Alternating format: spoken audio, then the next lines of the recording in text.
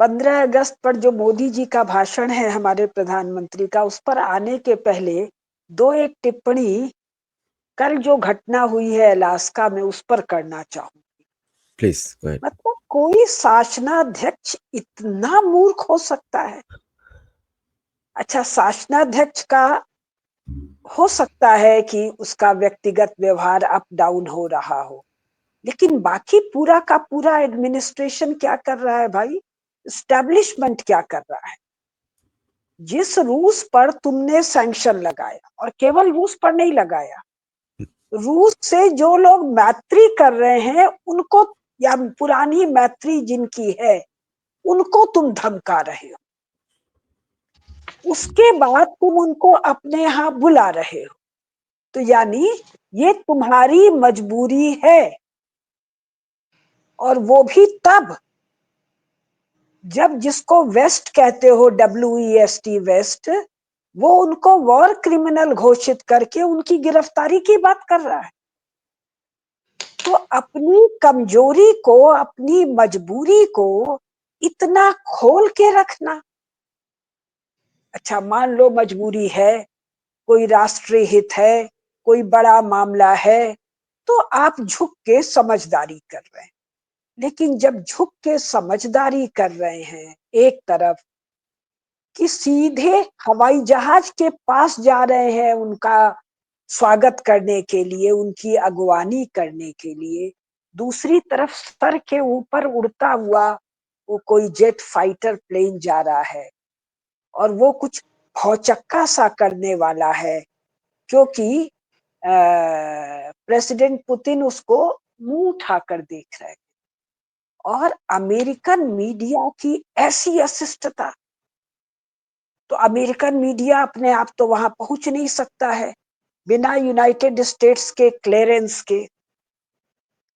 और ये उसका पूछना कि आप पर ट्रंप जो विश्वास करे, अरे ना विश्वास करो तो बुला के अपनी फजीहत क्यों करवा रहे हो?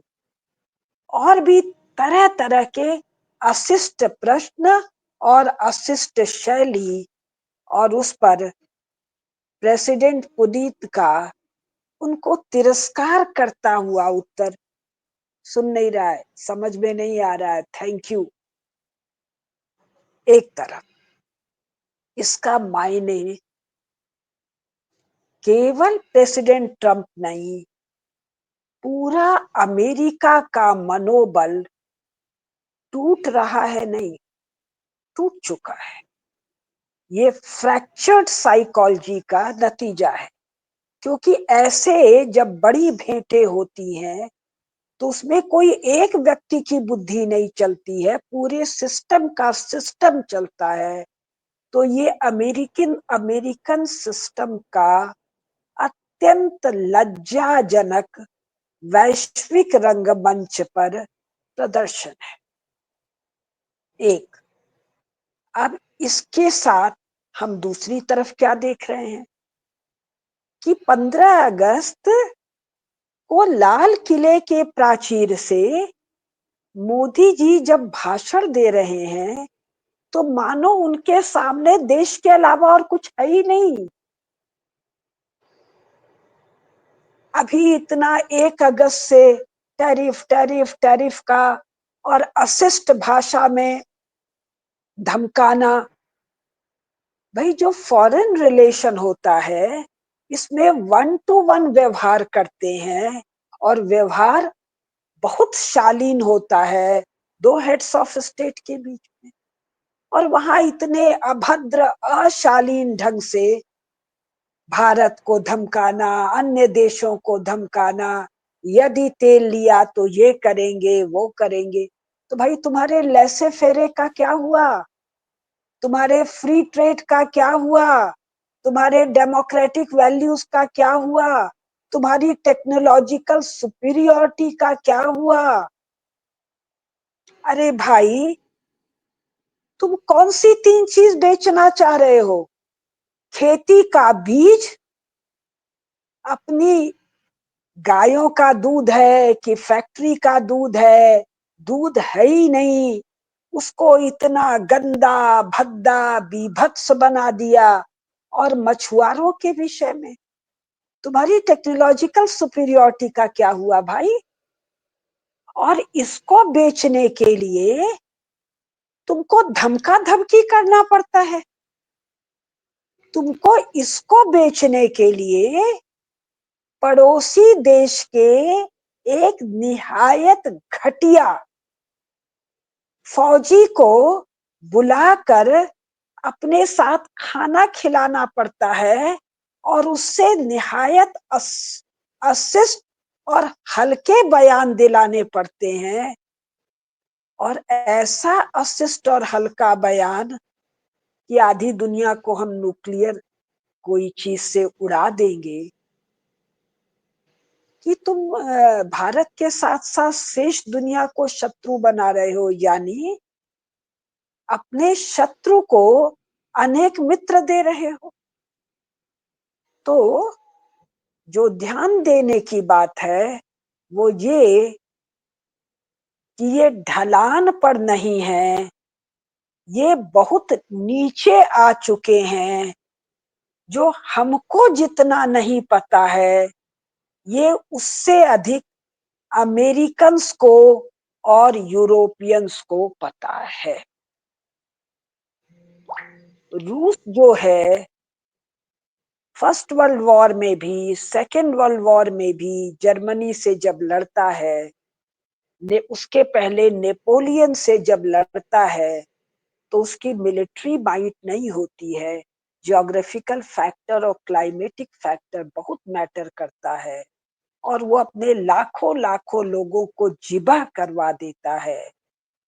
और तब भी जर्मनी का ध्यान मोड़ने के लिए सेकेंड वर्ल्ड वॉर में कहां से कोई दूसरा ऑपरेशन खड़ा करवाना पड़ता है, जिससे कि पूर्वी सीमा यानी रूस पर जर्मनी का आक्रमण कमजोर पड़े और पश्चिमी सीमा की तरफ डाइवर्ट हो। यानी सैन्य मामलों में सेकेंड वर्ल्ड वॉर तक वेस्ट के सामने, वेस्ट मतलब अमेरिका भी है, इंग्लैंड भी है, फ्रांस भी है, और 10-20 छुटके मुटके सब इकट्ठे हैं जो नाटो के नाम पर इकट्ठा है।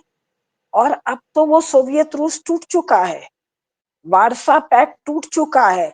अब रूस नाम का एक देश है, उससे तुम निपटने का खुद सामर्थ्य नहीं रखते हो।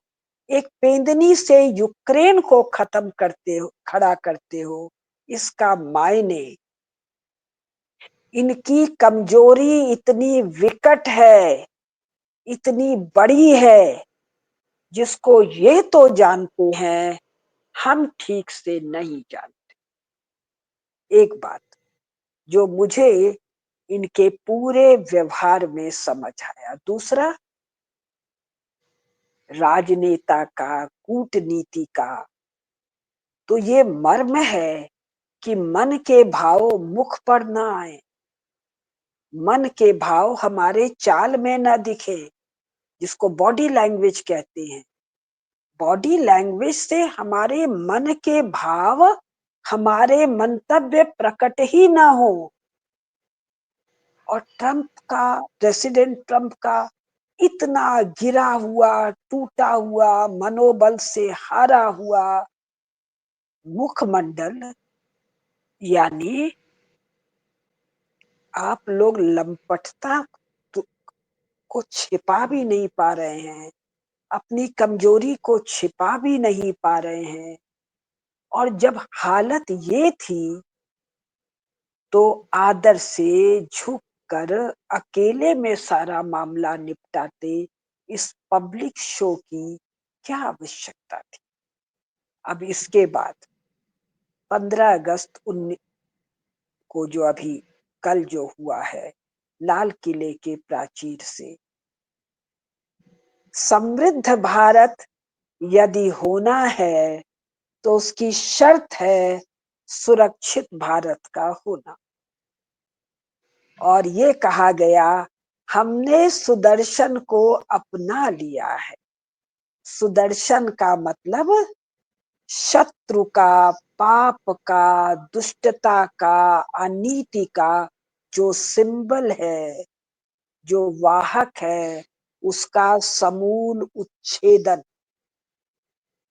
हमारे शास्त्रों में, हमारे संस्कृत वाङ्मय में जब जब भगवान विष्णु ने अपने विभिन्न अवतारों में सुदर्शन चक्र का प्रयोग किया है, तब अचूक संहार के, ये आत्मरक्षा का अस्त्र नहीं है, ये संहार का अस्त्र है। ये मैं ध्यान दिलाना चाहती। तो भारत का आर्थिक सामर्थ्य 15 अगस्त 1947 को, यानी कि एक इलीगल, इसलिए जिसकी कीमत 2 कौड़ी की है, ऐसे पार्टीशन के बावजूद 10 साल के अंदर, 2014 से 2025, 11 साल के अंदर खटाखट सीढ़ियां चढ़ रहा है। और ये खटाखट सीढ़ियां कब चढ़ रहा है? जब भारत के सामरिक सामर्थ्य, आर्थिक सामर्थ्य और सभी प्रकार के सामर्थ्य, सबसे बड़ा सामर्थ्य होता है धर्म का सामर्थ्य। धर्म का सामर्थ्य मन के बल का सामर्थ्य देता है। इसको नष्ट भ्रष्ट करने में 1947 से 2014 तक कोई कसर कांग्रेसी प्लस एलआई सरकारों ने नहीं छोड़ी। आप कल्पना कर सकते हैं, 47 के बाद तीनों स्थानों पर, अयोध्या, काशी, मथुरा में मुस्लिम कब्जा है, मुकदमे चल रहे हैं। काशी विश्वनाथ के शिवलिंग पर इस निकृष्ट कांग्रेसी राज्य और उसके कंटिन्यूटी में जो सरकार आज तक है, कुल्ला किया जा रहा है। तो जो पूरी तरह से भारतीय सामर्थ्य को, सनातनी सामर्थ्य को, हिंदू सामर्थ्य को तोड़ने का सब प्रयास हुआ, उसके बावजूद 2014 से 2025, 11 साल में ये स्थिति हो गई कि अमेरिकन प्रेसिडेंट को सड़क के एक डॉट डॉट इन्वर्टेड कॉमा में धमकाना पड़ रहा है। और भारत के प्रधानमंत्री पूरी तरह उसकी उपेक्षा करके, यानी उसका संपूर्ण तिरस्कार करके, उसका संपूर्ण अवहेलना करके 103 मिनट का भाषण देते हैं। और इस अवहेलना में ही संसार के सामने उसका संपूर्ण कचूमर निकाल दिया जाता। जो बहुत सारी बातें कही गई, उन सब पर मैं नहीं जा रही हूं। मैं केवल एक विषय पर ले रही हूं, वो है सुरक्षित भारत। ये कहने की शालीन शैली है। वस्तुतः कहा जा रहा है, अब भारत के नेतृत्व में संसार में अनीति, पाप, अधर्म सावधान, इसका नाश तय है।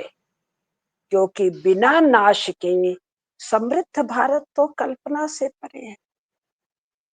लक्ष्मी जी के साथ सदा गणनायक गणेश की पूजा होती है। गणनायक गणेश कौन है? समस्त देवताओं के सेनापति हैं। तो बिना मारक क्षमता के समृद्धि की रक्षा ही नहीं हो सकती है।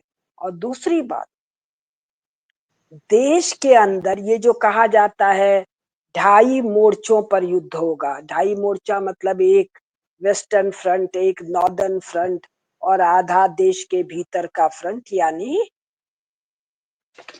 जिसको कहते हैं मुसलमानों का उत्पात, दुष्टता, आतंक, लॉलेसनेस, देशद्रोह, भीतरघात, भिन्न भिन्न भिन्न प्रकार से। और ये छिपाते भी नहीं है, ये चिल्ला कर कहते हैं हम तो गजवाए हिंद करेंगे। ये चिल्ला कर कहते हैं कि हम तो भारत से सनातन धर्म का नाश करेंगे, और इनके साथ दो स्वर और जुड़ता है, और वो दो स्वर है चर्च का, कम्युनिस्टों का, और ये तीनों को जब कपकपी छूटती है तो इनका जो अर्बन नक्सल यानी सेकुलरिस्टों का स्वर सामने आता है। तो ये जो सुदर्शन को हमने अपना लिया है, तो बिना इस आंतरिक उत्पात के समूल नाश के लिए, समूल नाश के समृद्ध भारत संभव कैसे है भाई? जब सड़क नहीं सुरक्षित है, जब ट्रेन की यात्रा नहीं सुरक्षित है, जब मंदिर नहीं सुरक्षित है, जब घर के भीतर बहन बेटी नहीं सुरक्षित है, जब घर नहीं सुरक्षित है, जब मंदिर नहीं सुरक्षित है, तो समृद्धि का क्या अर्थ हुआ भाई? जब खड़े खड़े सरकार से वित्त पोषित मदरसों में भारत को नष्ट करने का पब्लिक रूप से ट्रेनिंग दिया जा रहा है, तो समृद्ध भारत कैसे संभव है भाई? तो हमने सुदर्शन को अपना लिया है।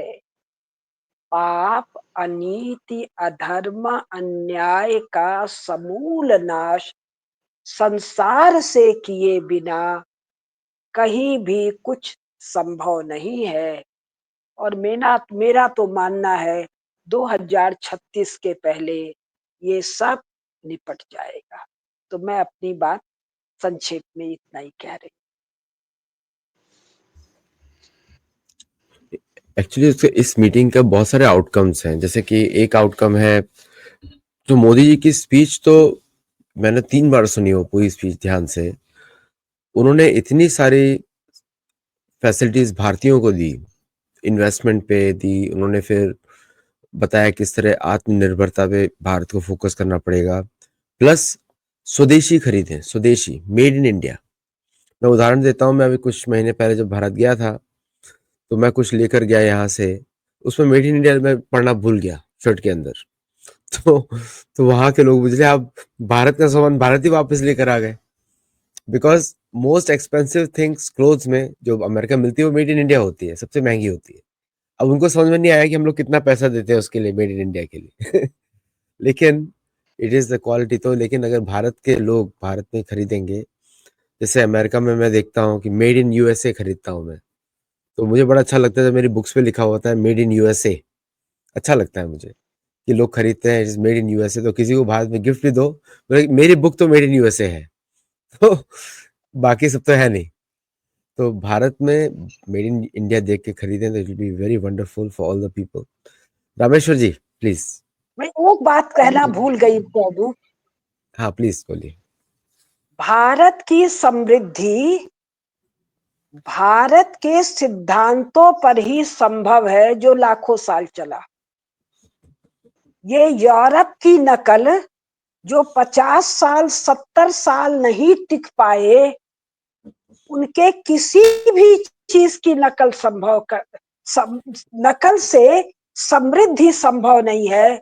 जब यूनाइटेड स्टेट्स ऑफ अमेरिका का ये हालत है, जिसने इतने बड़े महाद्वीप के इतने बड़े हिस्से के अन्यों के इतने बड़े धन को चुरा लिया, 45 साल 50 साल जो न टिक पाया, तो यदि समृद्ध भारत बनाना है तो भारतीय सिद्धांतों को ठीक से समझना होगा, और उसी के आधार पर समृद्धि संभव। और ये कोई एक क्षेत्र में नहीं होगा, जीवन के सभी क्षेत्रों में अपनाना होगा। धर्म को धर्म कहना होगा, धर्म का आचरण करना पड़ेगा, संस्कृति कह के और कल्चर कह के जान छुड़ाएंगे, किसी भी प्रकार की टिकाऊ समृद्धि संभव नहीं हो। वीरता को वीरता कहना होगा, कापुरुषता को कापुरुषता कहना होगा। जीवन के हर क्षेत्र में भारतीय मानकों को समझना और अपनाना होगा। बस ये एक बात छूट गई थी, क्षमा चाहती हूँ बीच में आने के लिए।